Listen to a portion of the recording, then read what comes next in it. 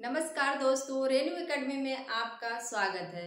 दोस्तों, जितने भी लोग नेट जेआरएफ और पीएचडी के लिए क्वालिफाई किए हैं उनको बहुत बहुत बधाई। और जिनका नहीं हुआ है वो बिल्कुल भी निराश ना हो, क्योंकि अगर नहीं हुआ है तो कहीं ना कहीं आप में ही कमी रही होगी, तभी जाके नहीं हुआ।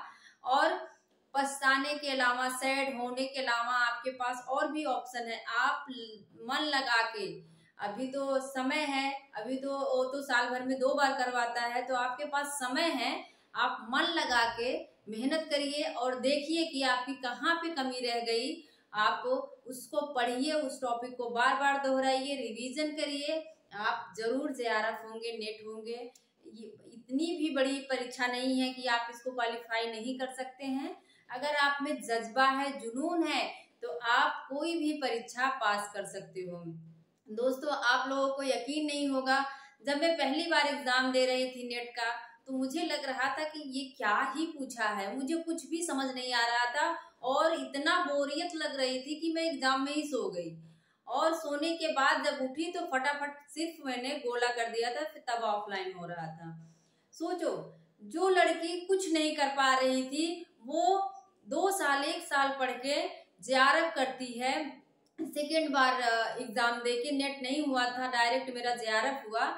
तो आप भी कुछ भी कर सकते हो। आप सबके पास तो इतनी सारी सुविधाएं हैं, मोबाइल है, आप मोबाइल के जरिए पढ़ सकते हैं, किताबें हैं, टाइम। लेकिन हमारे पास तो उस समय फोन भी नहीं हुआ करता था। तो दोस्तों, आप लोग बिल्कुल मत घबराइए, निराश मत होइए, सफलता जरूर मिलेगी। हाँ, लेकिन जो थोड़ा सा अलग मेहनत करता है, डिफरेंट तरीके से पढ़ाई करता है, सफलता उसी को मिलती है। ये नहीं कि जैसे सबके ढर्रे पे सब चल रहे हैं, आराम से धीरे धीरे पढ़ते रहो, तो ऐसे नहीं। कुछ आपको अलग मेहनत करनी पड़ती है, अलग तरीके से पढ़ाई करनी पड़ती है। तो दोस्तों, आज का जो हमारा टॉपिक है, आज के हमारे जो कवि हैं वो कौन है? मैथिली शरण गुप्त हैं। कौन है? मैथिली शरण गुप्त हैं। और द्विवेदी युग के महत्वपूर्ण कवियों में मैथिली शरण गुप्त का स्थान सर्वोपरि माना जाता है। तो हम इन्हीं की रचनाओं को, इनसे संबंधित जो तथ्य हैं उसको ट्रिक से याद करेंगे और चीजों को समझेंगे। मैथिली शरण गुप्त आप देख रहे हैं। सबसे पहले तो इसकी वर्तनी देख लीजिए। हम लोग मैथिली जरूर बोलते हैं, लेकिन मैथिली लिखा जाता है। था पे ई की मात्रा होती है, ये वर्तनी में कभी कभार दे देता है। तो मैथिली शरण गुप्त का जो जन्म है वो 1886 ईस्वी में होता है। कहाँ? चिरगांव, झांसी। कहाँ होता है? चिरगांव, झांसी में इनका जन्म होता है। और चिरगांव, झांसी में इनके गुरु पूछे जा सकते हैं। तो गुरु कौन है? महावीर प्रसाद द्विवेदी। कौन है? महावीर प्रसाद द्विवेदी इनके गुरु हैं। और इनकी अगर पहली कविता पूछे, काव्य संग्रह नहीं, कविता पूछे, तो आप सबसे पहले इनकी कविता बताएंगे हेमंत। कौन है? हेमंत। एक बार एग्जाम में पूछी गई है, मुझे उस समय नहीं याद था। हेमंत 1905 की है। और अगर काव्य पूछे तो सबसे पहला इनका काव्य ग्रंथ रंग में भंग है 1909 में। लेकिन इसके पहले इनकी एक कविता है, वो कौन सी है? हेमंत है, 1905 में। अब इसके बाद हम देखते हैं इनकी रचनाएं। इनकी रचनाएं हैं रंग में भंग, जयद्रथ वध, भारत भारती। भारत भारती मोस्ट इम्पोर्टेंट है। आप जानते हैं कि भारत भारती की रचना के बाद महात्मा गांधी इनसे बहुत प्रभावित होते हैं, इस रचना से बहुत ही ज्यादा प्रभावित होते हैं। और उन्होंने इनको राष्ट्र कवि की उपाधि दे दी। क्या कह दिया? कि ये राष्ट्र कवि हैं। किसने कहा? तो महात्मा गांधी ने। किसने कहा? इस चीज को याद रखना, एग्जाम में पूछा जाता है कि राष्ट्र कवि की उपाधि से कौन इनको विभूषित किया था, सम्मानित किया था? तो महात्मा गांधी ने। और ये जो भारत भारती रचना है, ये कैफी और दत्तात्रेय की रचनाओं से प्रभावित रचना है। कैफी और दत्तात्रेय की रचनाओं से। इसके बाद है किसान, विकट भट्ट है, गुरुकुल है, साकेत। कौन है? साकेत। साकेत भी बहुत महत्वपूर्ण है। साकेत में अगर सर्ग पूछे तो कितना है? 12। कितने सर्ग है साकेत में? 12 सर्ग हैं। और साकेत का जो साकेत शब्द है वो क्या है? 45 भाषा है। एक ऐसा शब्द है, ये पाली भाषा है, पाली शब्द है और इसका जो अर्थ होता है अयोध्या होता है। क्या होता है? अयोध्या होता है। इस चीज को आप लोग ध्यान देना। और साकेत लिखने की इनको प्रेरणा जो है कहाँ से मिलती है? तो महावीर प्रसाद द्विवेदी का एक लेख निकला था सरस्वती पत्रिका में, जिसका नाम था उर्मिला विषयक उदासीनता। क्या है?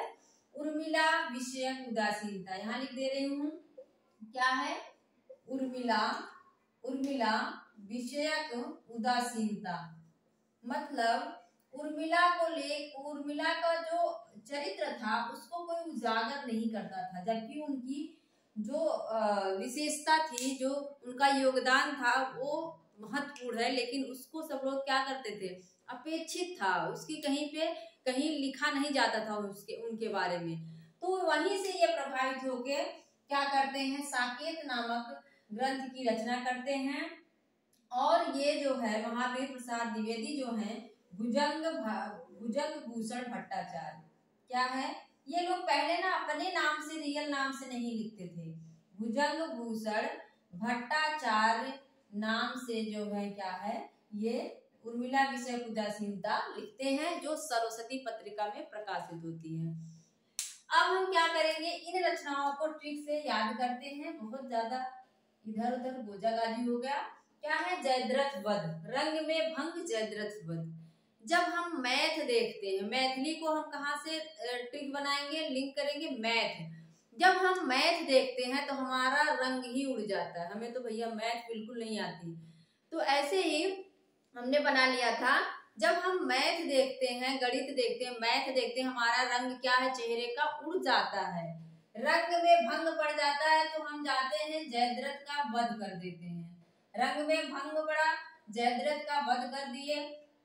और ये वध कहाँ किए? किस देश में? भारत देश में, भारत भारती। और भारत में किसका वध किए? किसान का। किसका वध किए? किसान का। और ये सब बड़ा विकट हो गया। जब किसान का वध कर दिए तो सारी चीजें बड़ी विकृत हो गई, विकट हो गया। और फिर जाते हैं माफी मांगने के लिए गुरुकुल में।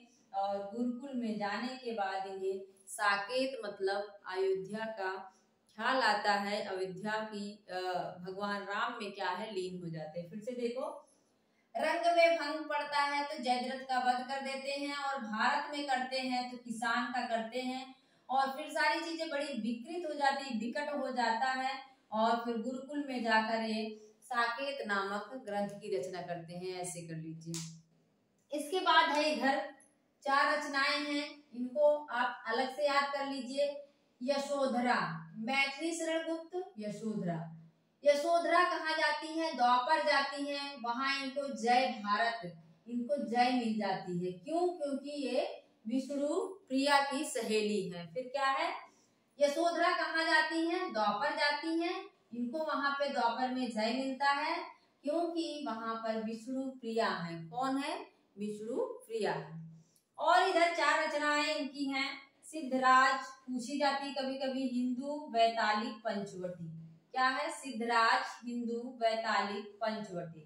अब आप लोग मुझे कमेंट में बताएंगे कि पंचवटी प्रसंग किसकी रचना है। पंचवटी तो मैथिली शरण गुप्त की हो गई, लेकिन पंचवटी प्रसंग जो है वो किसकी रचना है? आप लोग कमेंट बॉक्स में बताएंगे। अगर और कुछ छूट रहा है तो आप लोग कमेंट बॉक्स में बता सकते हैं। मुझे लगता है कि आप लोगों को याद हो गया होगा, जितना भी तथ्य मैंने बताया, रचनाओं को बताया, याद हो गई होगी। और मेरा पूरा वीडियो देखने के लिए आपका बहुत बहुत धन्यवाद। मिलते हैं अगले वीडियो में। Thank you.